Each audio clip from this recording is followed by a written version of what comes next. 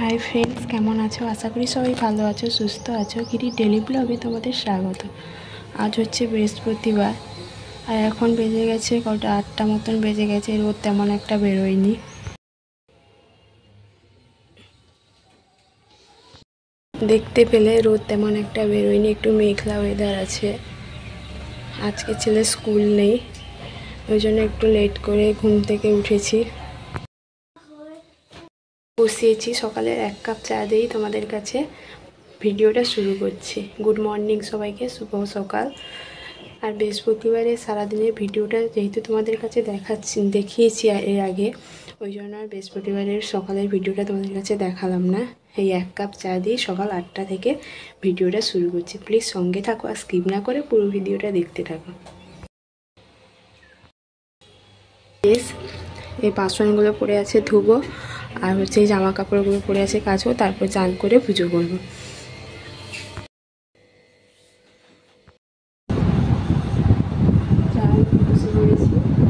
চা খেতে খেতে তোমাদের কাছে একটা কথা বলি, প্রতিদিনের ভিডিওটা আমি প্রতিদিন দিতে পারছি না।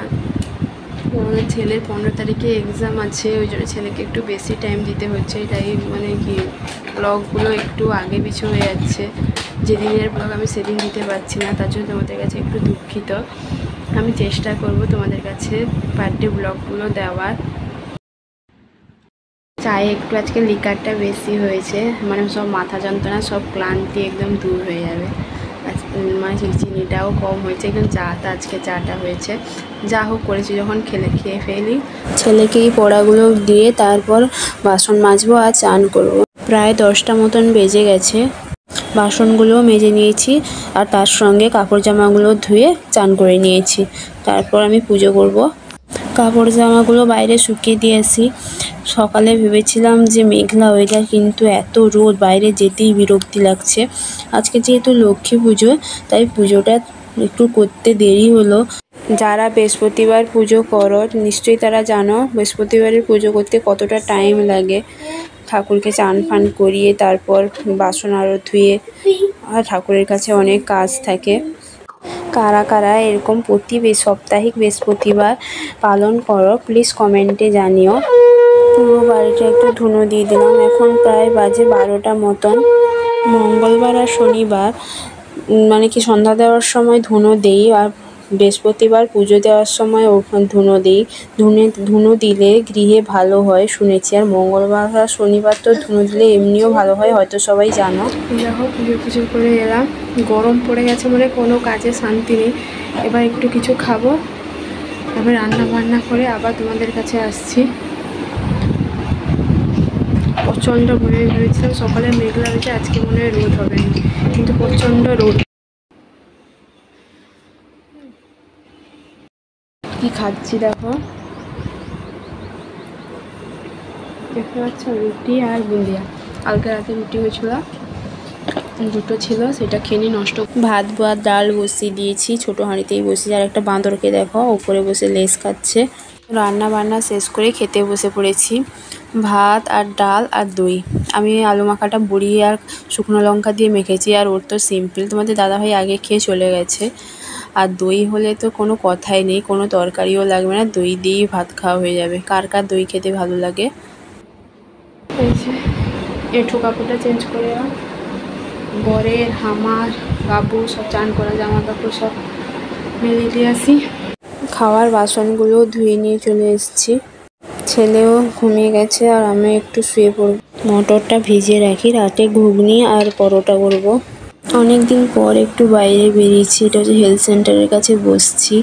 আর বাবু খেলতে এসছে, একটু বাবুকে নিয়ে এসছি। দেখো সুন্দর একটা পুচকি মেয়ে, দেখো তার সাথেই সবাই খেলছে। এটা হচ্ছে আমাদের বাড়ির রাস্তা, তোমরা নিশ্চয়ই জানো। এসে ফটাফট করে সন্ধ্যাটা দিয়ে নিলাম, সন্ধ্যা হয়ে গেছিলো। সন্ধ্যা দিয়ে তারপর মটর আর আলুটা সিদ্ধ বসিয়ে দিব, আর আটাও মাখিয়ে রেখে দিব, মশলা ফসলা করে রেখে দিব। তারপর আমি ছেলেকে একটু পড়াতে যাবো। দুধটা গরম বসিয়েছি, ছেলেকে একটু হরলিক্স করে দিব, ওই জন্য হরলিক্স আর দুটো বিস্কুট দিয়ে দিব। আমি আজকে আর কিছু খাবো না, খিদে নেই।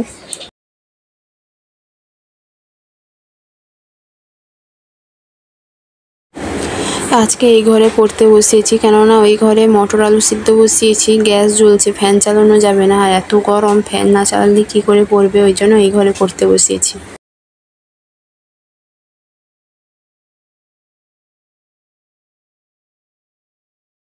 ও পড়ছে, আমি এক সাইডে আটাটা মাখিয়ে নিয়ে ফটাফট করে আটাটা মাখিয়ে রেখে দিব, আর মশলাগুলোও করে রেখে দিব। তারপর ওকে পড়িয়ে সেরে 9টার দিকে আসবো রান্না করতে। খাওয়া দাওয়ার পর তোমাদের সঙ্গে রান্নাটা শেয়ার করলাম। দেখো ঘুগনি আর পরোটা।